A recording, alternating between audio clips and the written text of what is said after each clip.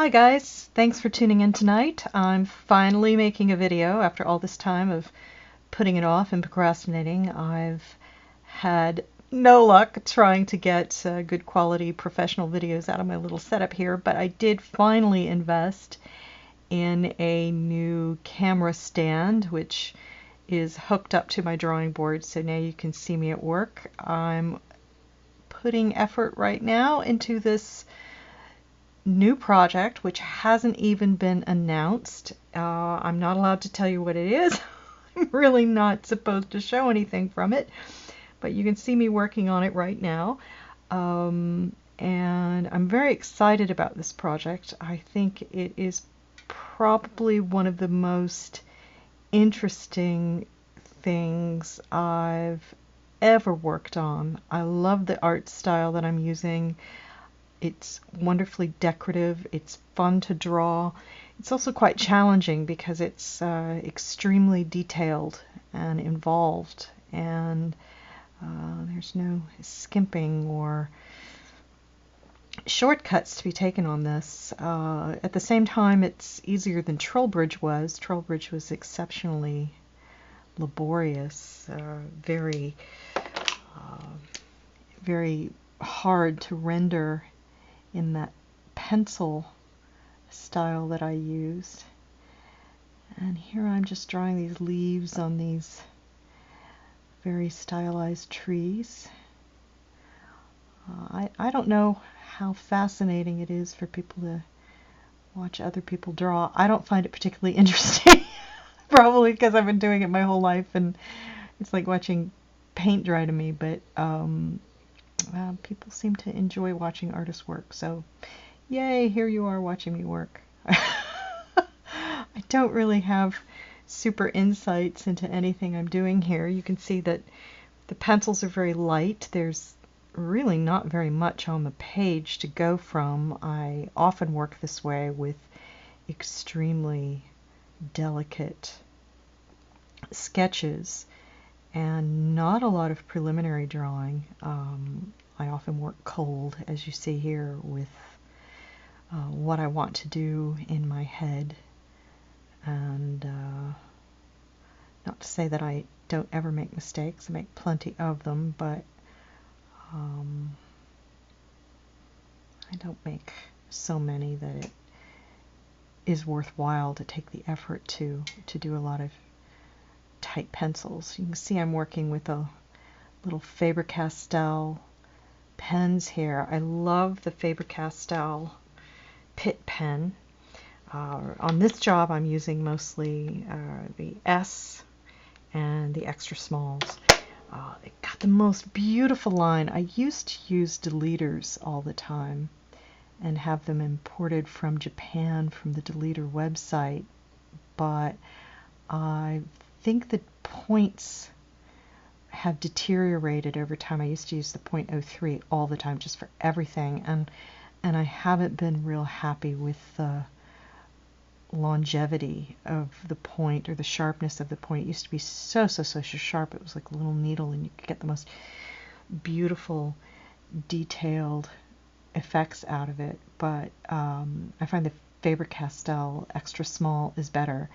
And Faber-Castell also guarantees the light fatness of their ink. I think a lot of the marker manufacturers today maybe fudge a little bit on the quality of the pigments they use, but Faber-Castell stands by their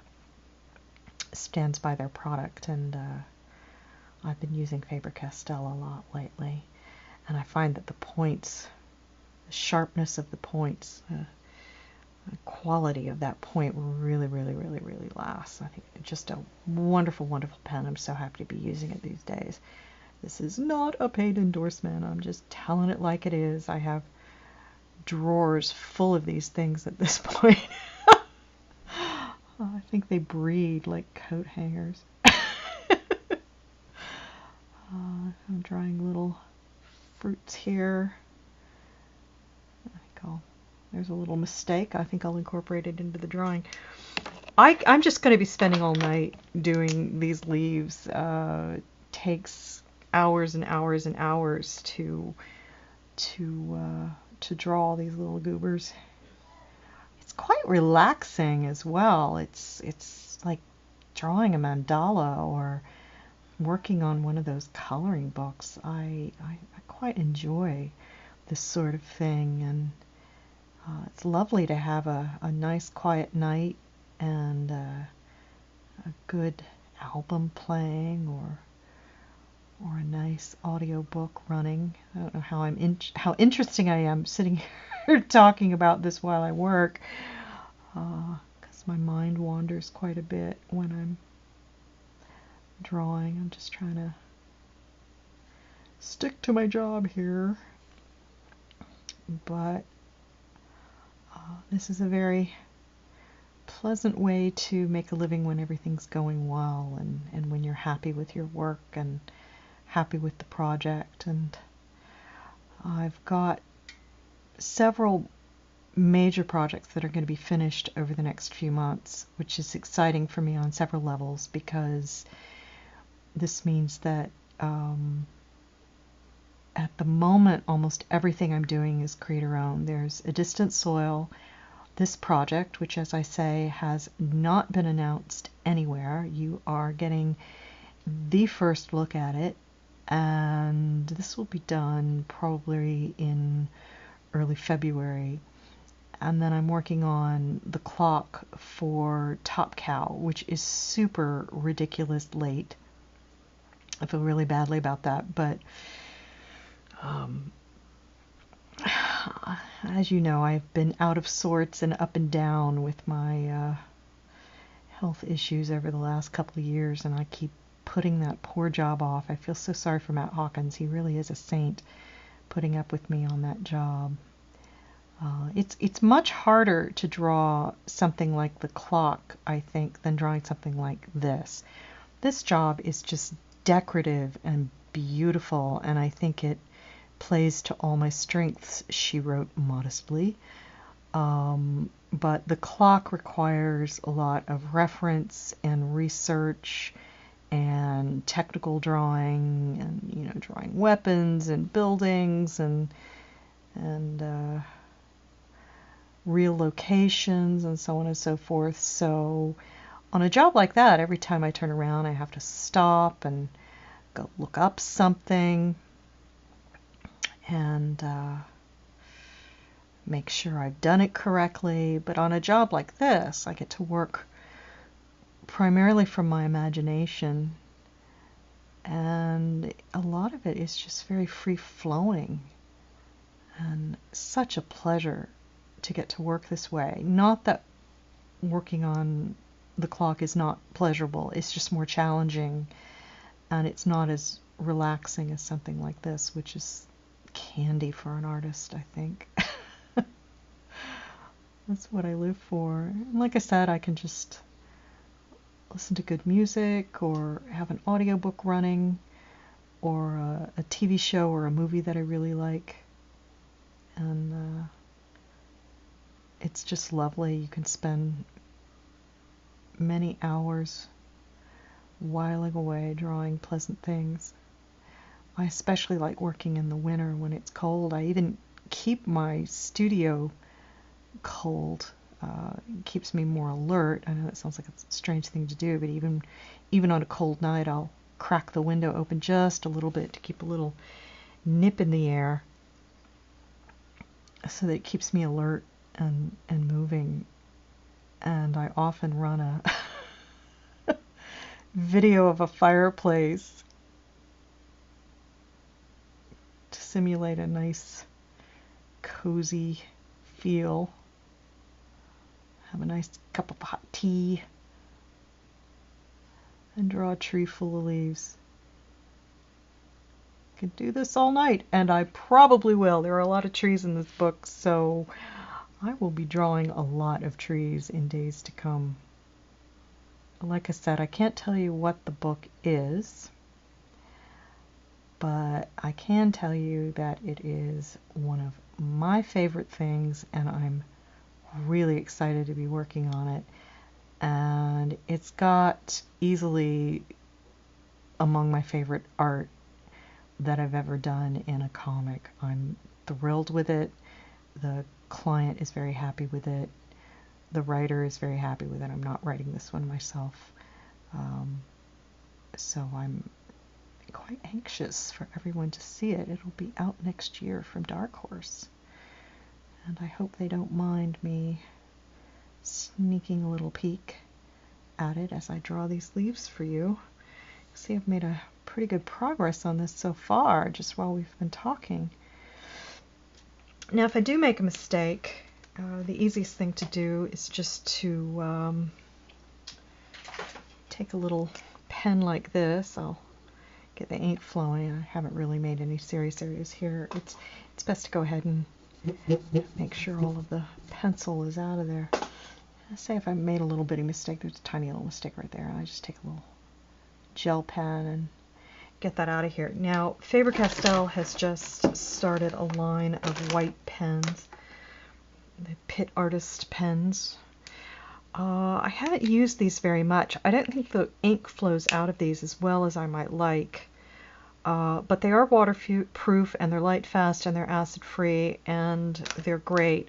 These gel pens are also pretty solid. They're just like the same kind of stuff you find in whiteout or Chinese white. I'm not really terribly worried about the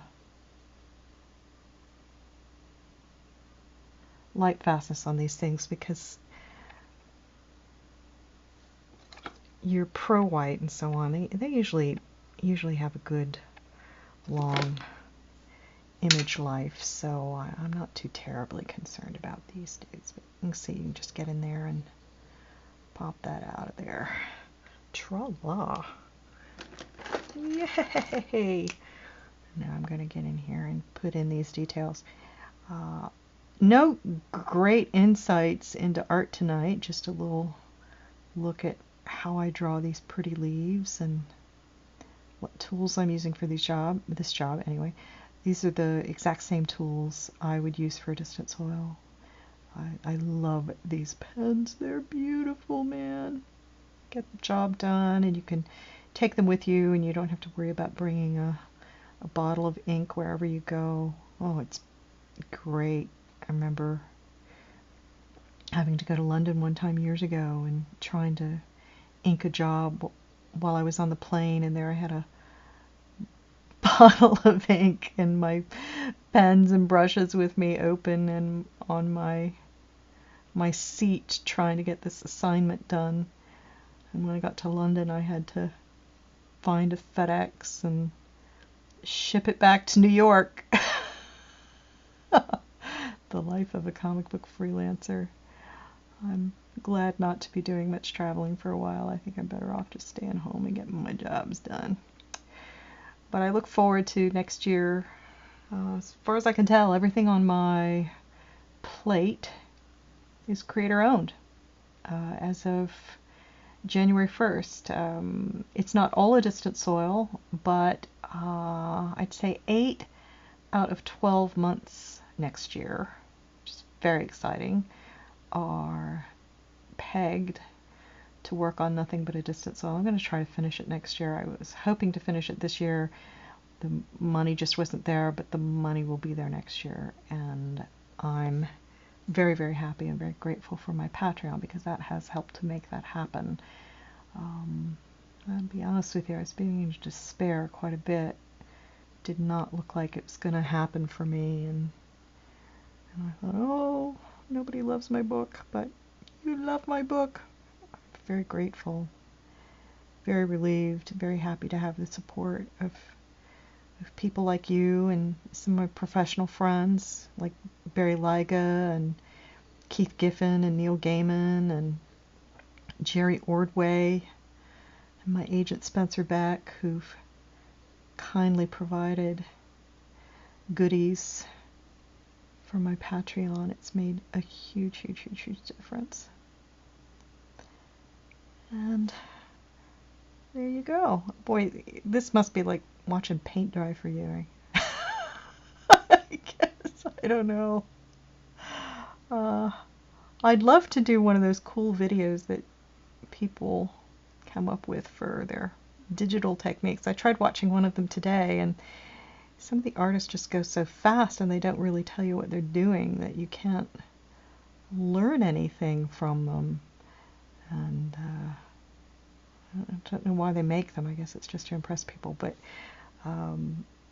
I don't think my digital skills are solid enough that I ought to be teaching anybody anything what to do with their computer.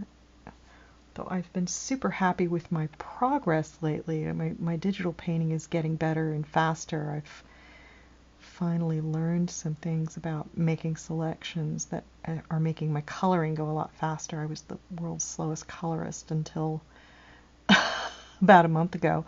And I'm coloring this job as well, using the same kind of technique I would have used on the short story I did for Neil Gaiman's American Gods. I was very happy with that palette. I think I'm going to go richer with this, but the same painterly look I did on that is what I'm going to be going for on this. This is just so much fun to do this. I love the pattern that I'm getting out of those leaves. It looks very interesting and fun. I'm a great admirer of the Golden Age illustrators.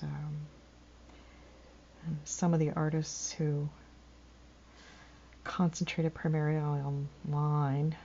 I'm tripping over my own tongue here, folks. Like Aubrey Beardsley and Harry Clark. Harry Clark is a big influence on the art for this book.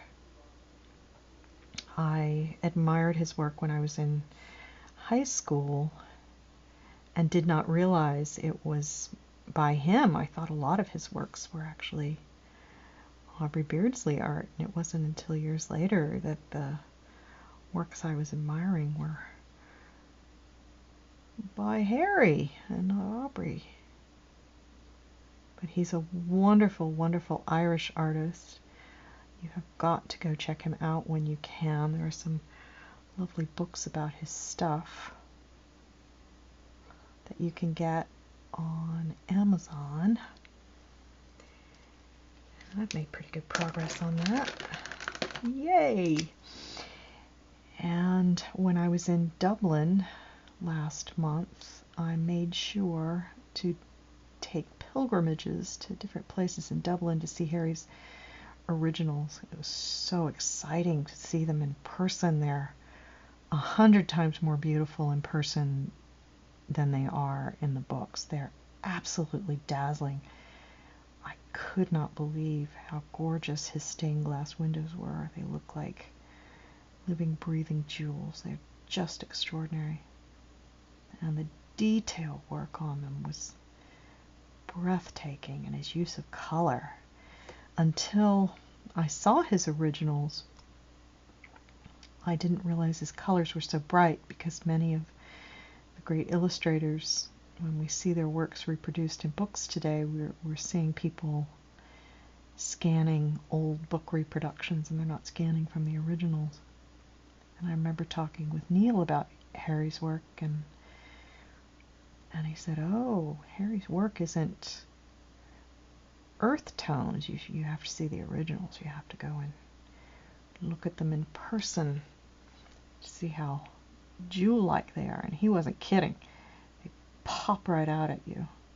It's very, very exciting. And I was in one of those museums taking pictures like crazy, and my father walked up to me and said, you're not allowed to take pictures here. And I said, but there aren't any signs. And he handed me this little brochure, and it said no pictures. I was like, oh man. I got out of there pretty quick. I was so embarrassed. But I didn't throw away my photos. Anyway, there's my little video for tonight. And there's my technique for drawing these lovely little leaves and working with Faber-Castell pens. I just can't recommend these enough. They're just the best. Great, great, great point. Wonderful ink. In fact, if you use other markers, and you use a Faber-Castell side by side with another black marker, you'll note that the Faber-Castell pigment is deeper and richer. The other markers look grayish next to the Faber-Castell, because Faber-Castell has real pigment and not dye, and it's a stronger concentration of pigment. It's quite nice. I really love them. So, yay, that looks pretty cool. Neat pattern. Sorry, I'm sure the camera is a little blurry. I'll invest in a better camera when I got the chance. It actually doesn't fit properly on this camera stand I just bought, because I'm too stupid to read the directions when I buy something. So it is affixed with tape. Very handy that way. Duct tape repairs everything. Anyway, there you go. That's some drawing for tonight. And thanks for stopping in. Bye-bye.